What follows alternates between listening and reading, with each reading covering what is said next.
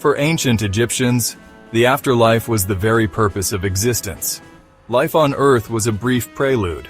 True, eternal life began after death. Every pyramid, every tomb, every gilded coffin was built to ensure a successful journey into the next world. The universe was governed by Ma'at, truth, balance, and justice. To reach the afterlife, one had to live in harmony with Ma'at and be prepared for death. Mummification preserved the body as an eternal vessel for the soul. For pharaohs, these preparations reached an extreme. The king was a living god, and his afterlife was a matter of cosmic importance. The pharaoh's comfort in the afterlife demanded a chilling price. Beneath the desert sands, a mysterious and grim tradition took root. Before the pyramids, Egypt was a land divided, two crowns warring for control of the Nile.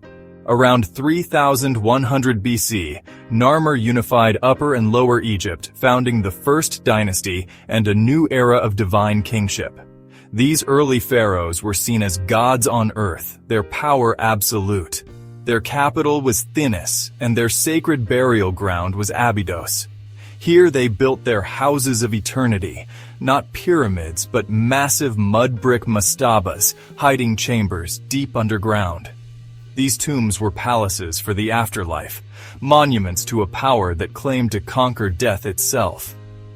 King Aha, the fighter, was among the first of these rulers, securing Egypt's borders and legacy. But his most enduring legacy lies in a chilling tradition unearthed at Abydos. Archaeologists found the first evidence of a disturbing royal practice. The king would not journey to the underworld alone. His entire court was meant to follow him. King Jer, Aha's successor, expanded Egypt's influence and built an even grander tomb at Abydos. The evidence from these tombs tells a grim story, a time when the death of a king meant the death of many others. Loyalty was demanded, even beyond the grave. The fate of the pharaoh's court was sealed with his own. The foundations of Egypt's greatness were laid in both ambition and sacrifice. The sands of Abydos hold the secrets of a kingdom forged in blood, and the cost of divine kingship was measured in human lives. Excavating King Aha's tomb at Abydos, archaeologists made a chilling discovery. Dozens of smaller graves surrounded the royal chamber, arranged in precise rows. These were the king's retainers, servants, guards, and even pets, buried in the prime of life. Even young lions, symbols of royalty, were buried to accompany the king. The lack of trauma suggests poison, likely consumed as part of the funeral ceremony. It was a calm, organized, and chillingly efficient process. This was devotion taken to its darkest extreme. The sands of Abydos became a silent witness to this grim ritual. If King Aha's tomb was shocking, King Jer's was staggering. Archaeologists uncovered not dozens, but hundreds of subsidiary graves, 338 individuals buried alongside the king. This was an entire royal court, sacrificed for eternal service. The graves were laid out in precise rows, radiating from the king's tomb.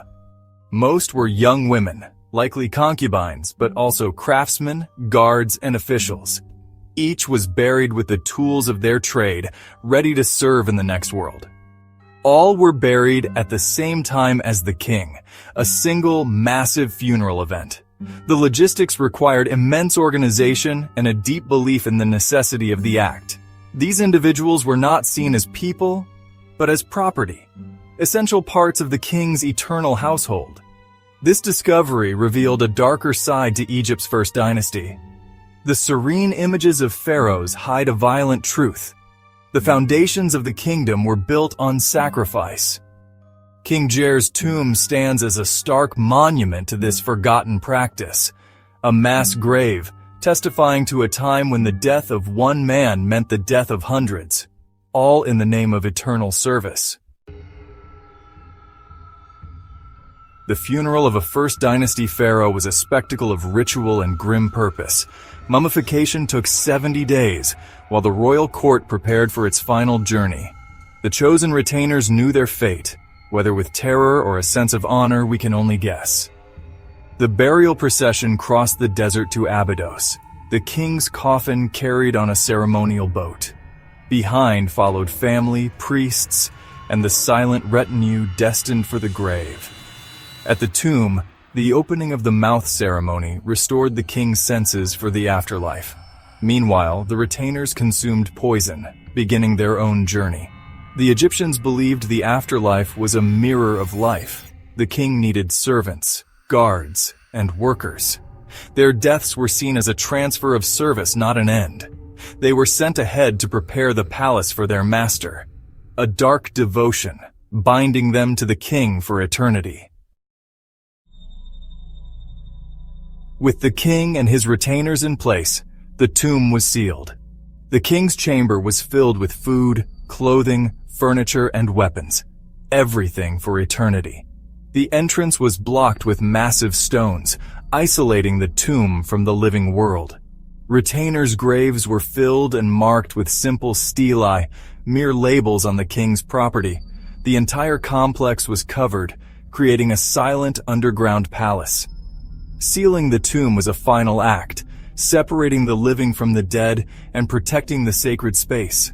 For the retainers, it meant eternal darkness and silence, their purpose fulfilled in death. The king's spirit was free to travel, but his servants remained bound to him forever. As the last brick was laid, a profound silence fell.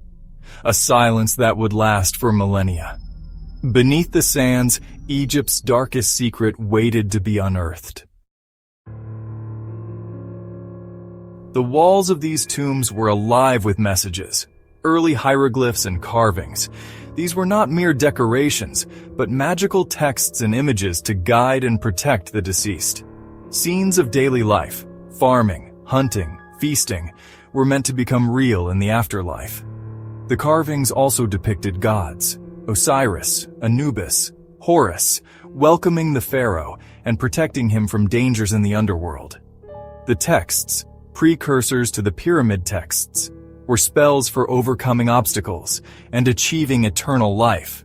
The sacrificed retainers, however, were depicted only as servants, bakers, brewers, guards, forever in service. Their individual identities were lost. They became part of the king's eternal inventory. The art sanitized the ritual, showing only the orderly outcome, a king surrounded by his loyal court. The sacrifice was presented as noble, necessary for cosmic order. The walls whispered of power and belief, but omitted the dark reality. The true story was hidden beneath the surface. The carvings preserved the ideology, not the horror. Retainer sacrifice was intense, but short-lived, mainly confined to the First Dynasty. By the Second Dynasty, the practice declined. By the Third, it vanished. Later pharaohs' tombs were filled with treasures, not sacrificed servants. The reason for this change remains a mystery, perhaps practical, perhaps moral. Sacrificing skilled people was unsustainable for a growing state. A new solution emerged, Shabtis, small magical figurines shaped like mummified servants. Hundreds were placed in tombs, inscribed with spells to serve the deceased in the afterlife. Shabtis replaced human sacrifice, performing all necessary duties without loss of life. This shift marked a more symbolic, humane understanding of the afterlife. The king could have an army of workers without bloodshed. The Shabti was a merciful loophole in the contract with death. The sands of Abydos have revealed much, but many mysteries remain. The true scale of retainer sacrifice is unknown, how many were buried, and how many stories are lost. Did the retainers go willingly, or were they forced?